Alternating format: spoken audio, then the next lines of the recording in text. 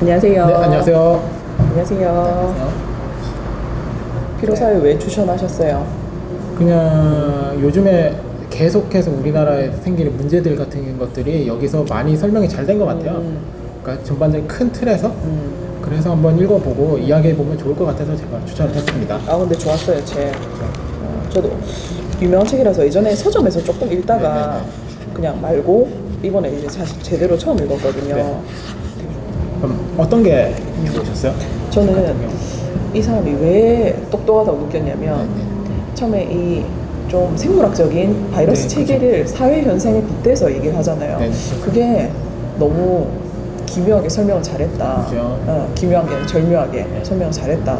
이런 생각이 들어요. 어떻게 그런 그 생물학적인 현상을 사회에 하나하나 빗대서 설명하면서 얘기를 하거든요.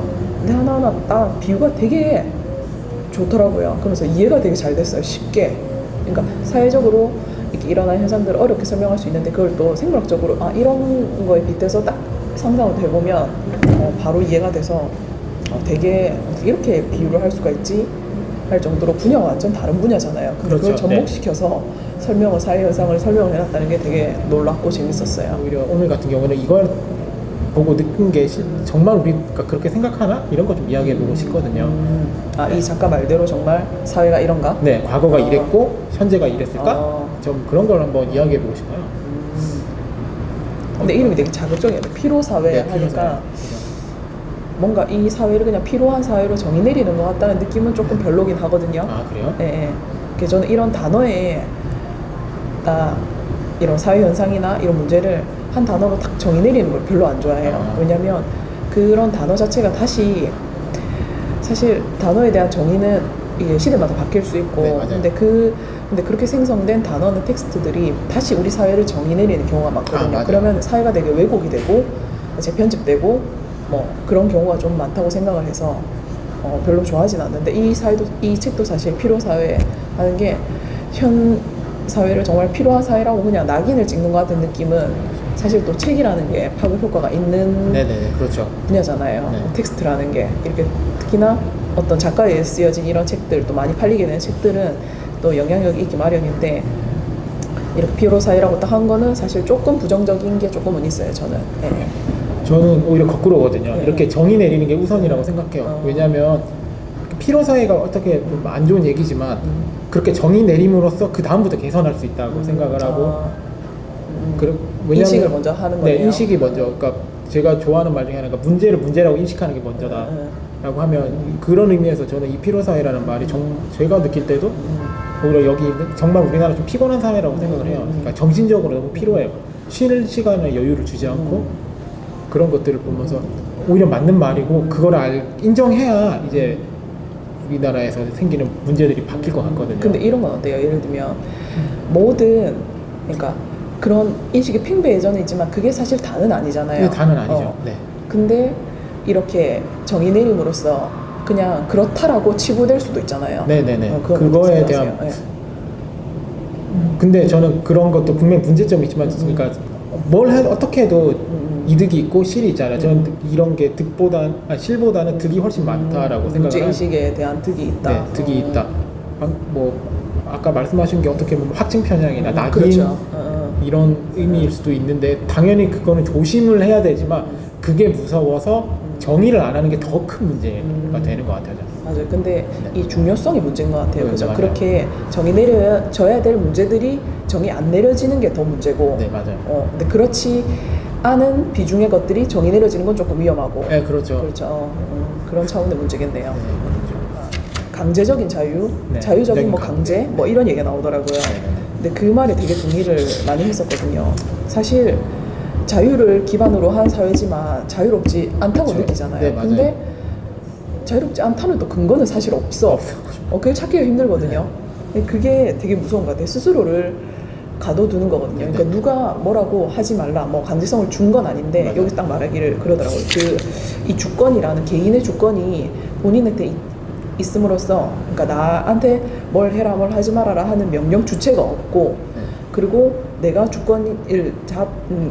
나한테 주권이 있는 사회인데도 이게 이런 정말 긍정의 과잉인 이 시대에서 무기력한 사람들은 그 주권을 적절하게 행사하지 못하기 때문에 노동으로서 스스로를 착취한다 얘기를 하더라고요.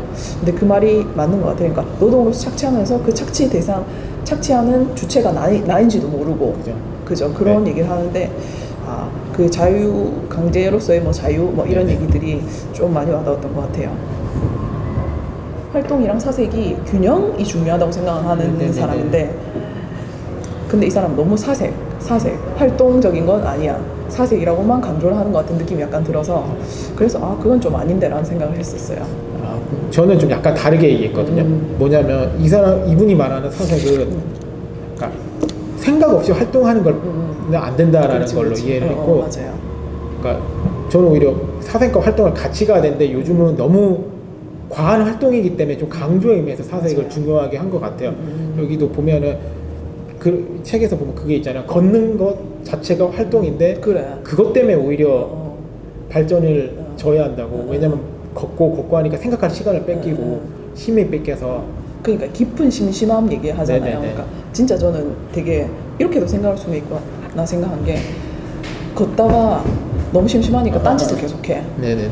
근데도 왜 심심한지 그럼 답을 못 찾아요. 근데 진짜 걷기만 하다 보면 왜 심심한지, 걷기만 하기 때문에 심심한 걸 깨닫기 때문에 아예 새로운 형태의 움직임이 생성돼. 그게 네네. 이제 조금 더 발전되면 춤이 될 수도 있고, 네네네. 그래서 춤이 생겨난 게 아닌가라는 얘기를 하잖아요. 네네.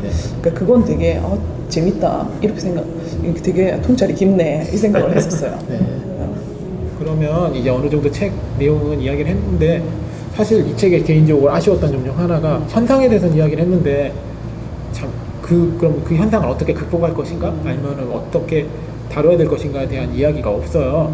근데 그것도 사실 프레이밍 거라. 왜냐면 우리가 무슨 사회과학 책 같은 거 보면 네. 왜 뭐 현상이 있고 맞아요, 문제점 파헤치고 결론을 내주잖아요. 네, 그러니까 결론을 내주기를 우리는 항상 바라는데, 사실 결론이 이 사람이 말한다고 결론이 뭐 있을 수 없는 그런 현상만을 얘기를 하는 맞아요, 책이잖아요. 맞아요. 예.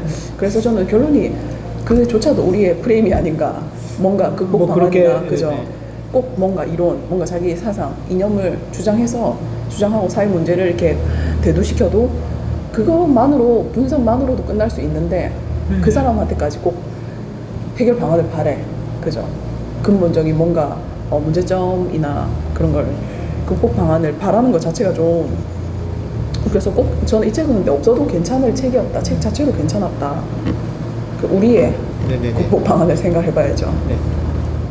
저는 여기서 말한 사색의 중요성을 좀 얘기를 하고 싶은데, 저도 책을 좋아하고 책을 많이 읽지만 책을 읽는 것만으로는 안 되고, 책을 지금 읽는다는 건 텍스트만 읽는 거지, 사실 그게 책을 읽으면 지식은 내 머리에 들어올 수 있을지언정 그 이후에 사색이나 이런 토론이 없으면 지혜나 통찰 그런 거는 정말 얻을 수 없거든요. 그래서 책을 읽든 어떤 다른 생각을 하든 굉장히 스스로의 시간을 가진, 혼자만의 시간을 가지고 사색하는 게 정말 중요하다. 근데 그 사색도 사실 내가 사색한다고 이렇게 앉아 있어도 쓸데없는 생각만 하면 그건 진짜 사색이 아니거든요. 잡생각을 많이 하면 사색이 아닌데, 진정한, 그러니까 좀 이 생각을 내가 했음으로써 하기 전과 하기 후가 좀 차이가 있는지, 발전이 있는지, 그런 진정한 좀 생산적인 사색을 좀 했으면 좋겠고, 그리고 또 시간을 가졌으면 좋겠고. 근데 사실 익숙한 환경이나 익숙한 공간에서는 그런 사색을 하기가 쉽지 않거든요. 그래서 저 같은 경우는 좀 분위기 좋은 카페나 공간을 좀 바꿔서 환기를 시킨 다음에 사색을 하면 좀 새로운 생각이 많이 들어요. 좀 생산적인 생각. 그래서 그런 걸 좀 추천을 드리고, 공간을 좀 바꿔봐라. 그래서 머릿속을 한번 환기를 시켜봐라. 그러고 그게 필요한 것 같아요. 생각하고 사색을 좀 구별해야 되는 것 같아요. 그러니까 우리가 보통 생각한다고 하는 거는 여기서 말하는 사색하고는 좀 개념이 그렇죠. 다르다고 생각을 하거든요. 생각은, 그래서 제가 생각하는 생각은 그냥 언뜻 느낀 느낌?